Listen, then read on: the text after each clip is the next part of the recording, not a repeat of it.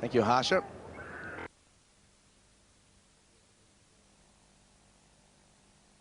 And decided to put the foot on the accelerator. And now plenty of work to do for McGrath.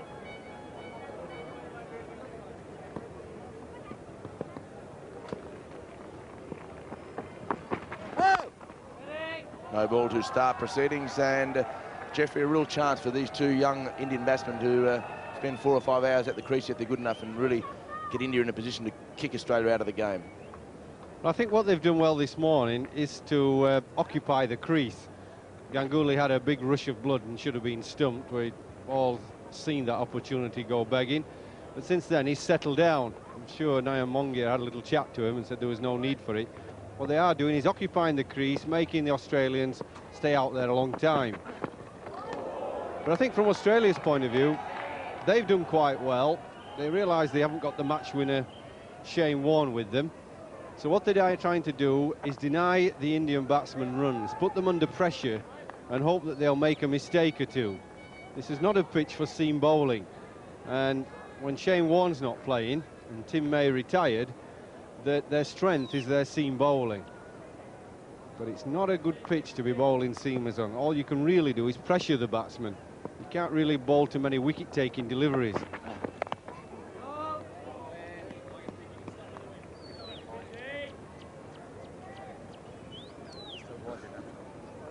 And as Jeffrey mentioned, no Shane Warne, of course.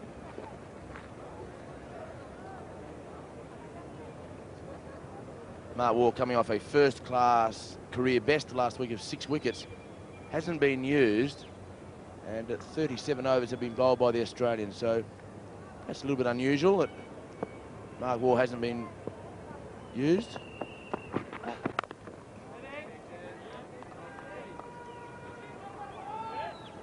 I think that's a big mistake with the Australian team selection.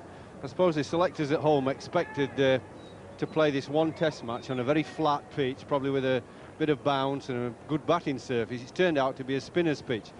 And unless you're a leg spinner like Shane Warne that pushes it through, if you're a wrist spinner like Peter McIntyre and Brad Hogg, they're what I call slow bowlers. It's too slow for them, is this surface.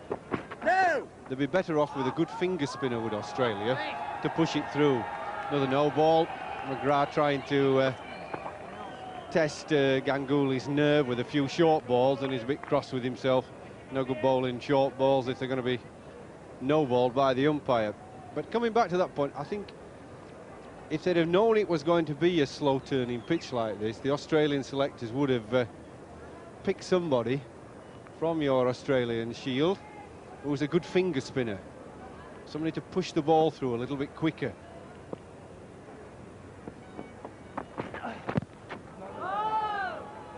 Well, of course, Tim May retired about 2 months ago from all forms of cricket, so that took him out of the equation, and there was plenty of speculation, Jeffrey, that the new New South Wales captain, Greg Matthews, may have been brought back into the Australian side. Of course, he played in that famous tied test 10 years ago in Madras, took 10 wickets himself. And there was plenty of speculation about Greg Matthews, but I think with just the one-off test, Australia felt exactly as you described it.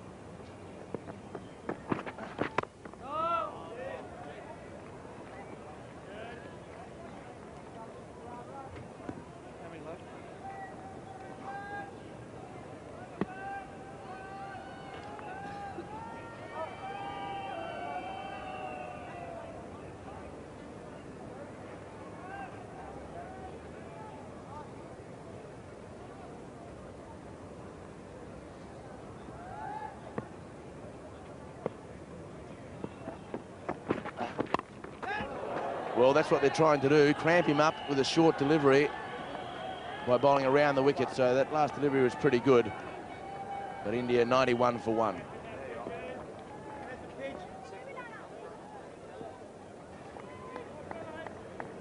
Now then, Glenn McGrath, is he going to have another go at Ganguly with the short stuff? And he's learnt from before. Here's the leg gully. If he'd been in there before, he would have had a wicket.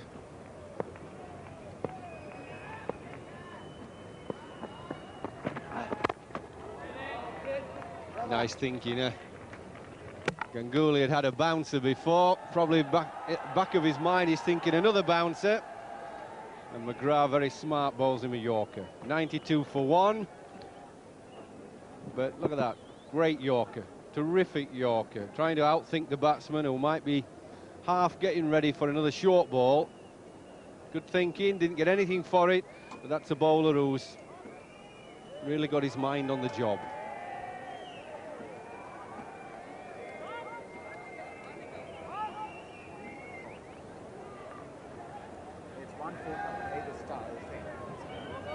Umpire Venkat talking to Glenn McGrath just a minute ago was showing Glenn McGrath where his feet were landing. Most respected umpire, Venkat. In fact, both these umpires are very well respected by the players, Venkat and umpire Willie. Both former Test cricketers.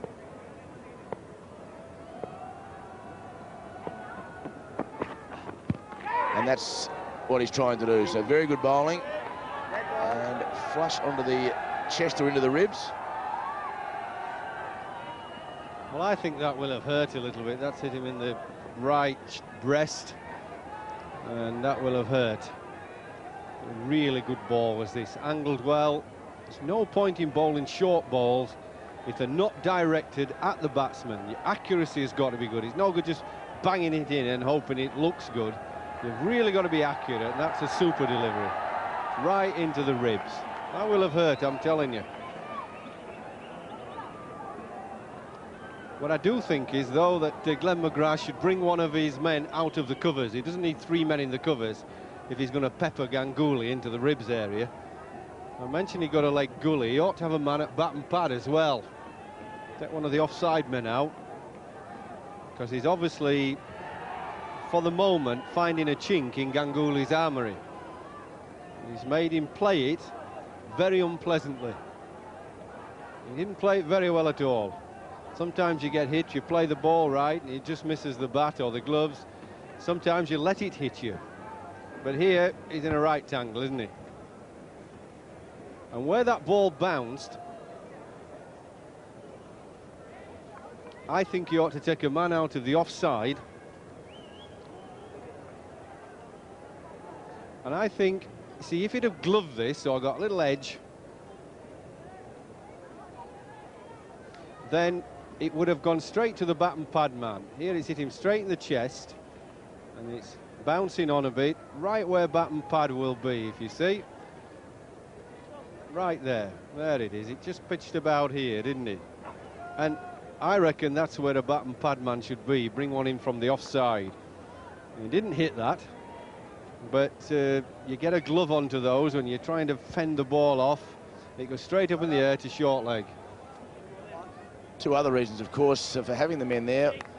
The previous over, when there was no man there, of course, once he got himself into a tangle, he wasn't worried about where the ball went. But with men there, of course, if you get yourself into a tangle, you've then got to try and think about how to fend the ball away from the 2 fieldsmen. So there's also that problem that can create in the batsman's mind.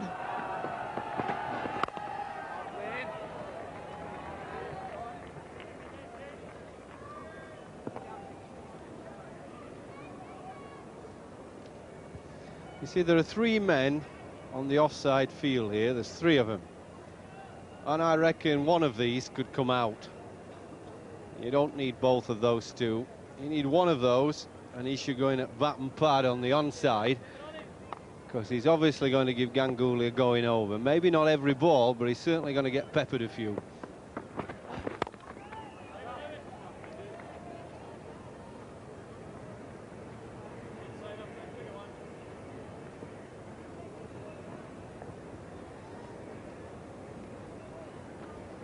Speaking to Glenn McGrath last night, he is studying to get his helicopter's pilot's licence. Well, I won't be flying with a fast bowler, I can tell you that, Hooksy. There's enough problems with Colin Croft in the West Indies, let alone Glenn McGrath and a chopper. Michael Holding got it right. He said when Crofty got his flying licence, he says, whenever I fly in future, I watch to see if Crofty is piloting the plane, because I'm not getting on if he is.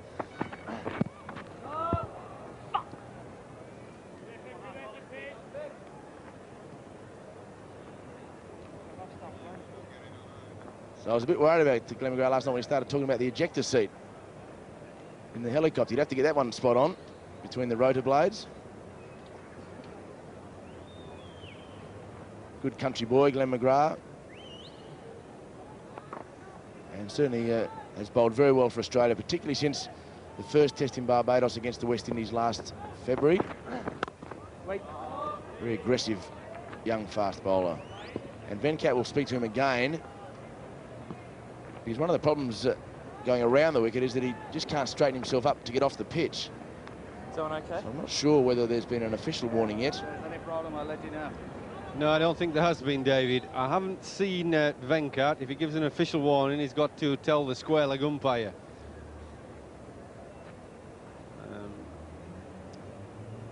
Well, we think at the moment he's sort of getting near. We're not sure he's actually on. If he was on, I think he'd be creating with Venkat. But he's probably saying to him, you're getting close to the danger area.